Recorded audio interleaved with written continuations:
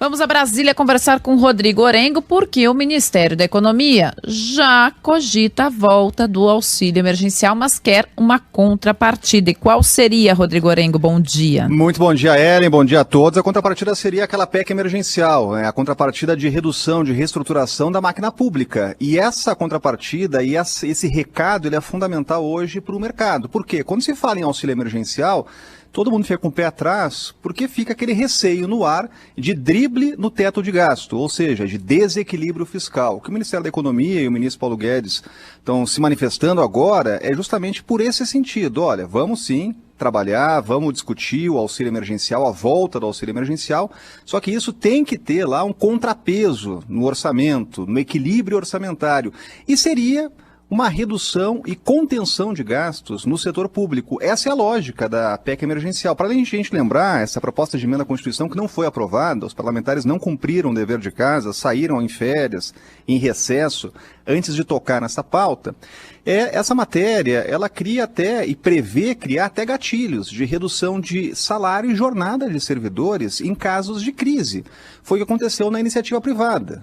A proposta, ela tenta refletir o que acontece na iniciativa privada em momentos de crise no setor público, que tem aquela estabilidade. Tem uma série de regras que, nesses momentos de crise, acabam criando ali uma proteção, claro, para os servidores. Agora, isso traz uma consequência, isso traz um desequilíbrio fiscal. Então, a lógica toda do debate é essa, e foi uma manifestação importante, o Ministério foi obrigado a se manifestar, porque os candidatos à presidência da Câmara e do Senado estão defendendo a volta do auxílio emergencial, uma espécie de consenso, porque muitas pessoas, a gente está falando de 20 milhões aí de brasileiros, que ficaram sem o auxílio emergencial e ainda não têm uma alternativa. Os níveis de emprego ainda estão preocupantes, a gente está num momento de crise, então qual é a alternativa que se dá num momento como esse? Bom, os candidatos estão defendendo isso, o debate imediato, emergencial, de uma espécie de auxílio ou de uma reformulação do Bolsa Família. Agora, para isso, vão ter que se comprometer realmente a cortar na carne, a fazer a história do dever de casa, a reestruturar a máquina pública para abrir espaço no orçamento. Aliás, a gente não tem orçamento votado ainda neste ano. É mais uma coisa que os parlamentares deixaram de fazer antes de entrar no recesso. Então, o primeiro ato aí do presidente do Senado, principalmente, que mexe com o orçamento, que é o presidente do Congresso, vai ser conduzir esse debate para, logo de imediato, votar o orçamento e aí encaminhar esse debate aí de uma alternativa ao auxílio emergencial. Tem muita gente precisando e a classe política aí precisa dar uma resposta.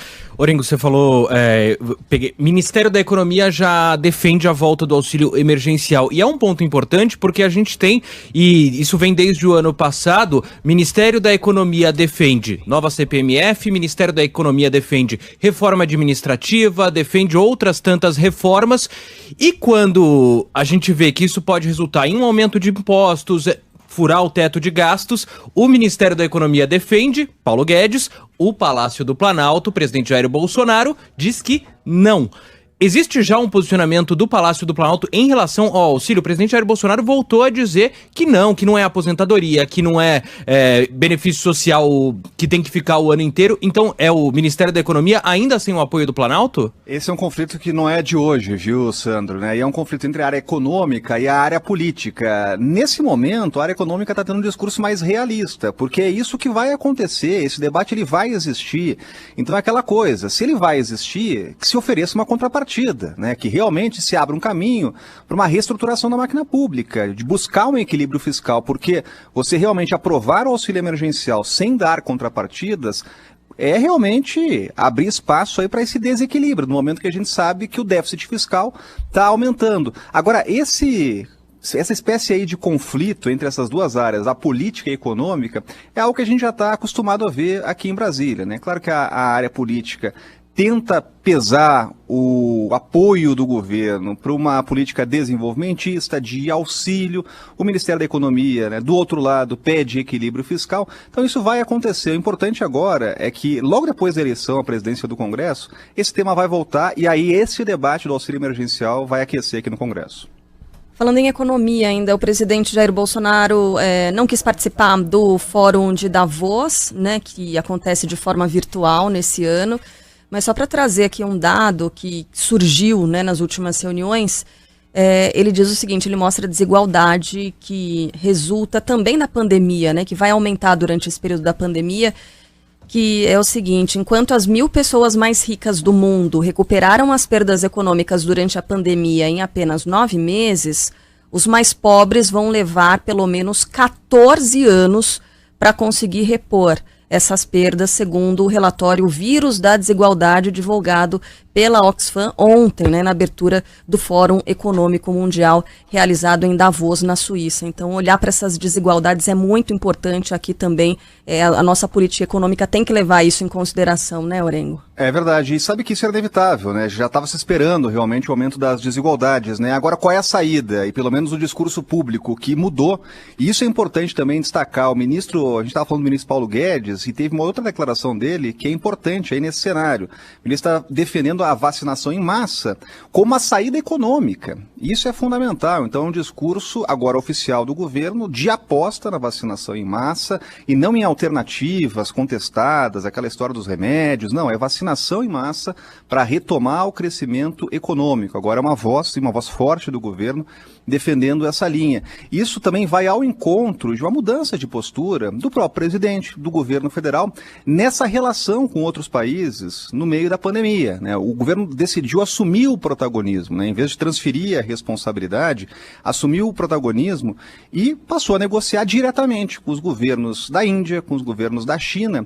E aí veio a notícia tão esperada, a liberação do insumo da China. O governo estava sendo muito pressionado para isso, para assumir publicamente esse compromisso de negociação com outros países. Governadores, os 27, tinham assinado uma carta pedindo que o governo realmente colocasse todos os esforços aí diplomáticos para liberar esses insumos. Empresários, também pesquisadores da Fiocruz, do Butantan.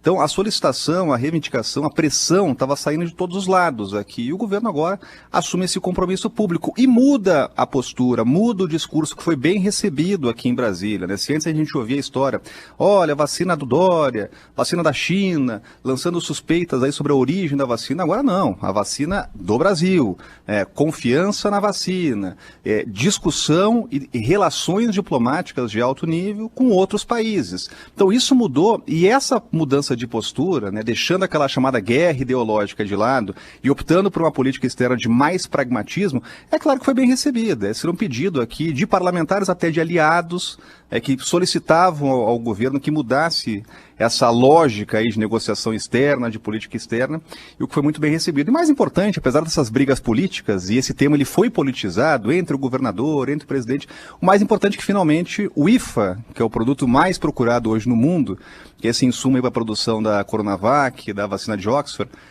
vai ser liberado até o fim da semana, segundo o governo, e pode liberar aí a produção no Brasil para evitar aquela quebra, né? O secretário de Saúde aqui de Brasília, de outros secretários também, estavam com receio que isso estabelecesse uma quebra da campanha de imunização. Segundo o governo, isso não vai acontecer. Ufa! Ainda bem, né? De IFA vai para UFA. Orengo volta amanhã a participar nesse mesmo horário. Orengo, um beijo para você, bom trabalho por aí. Valeu, bom trabalho, até mais.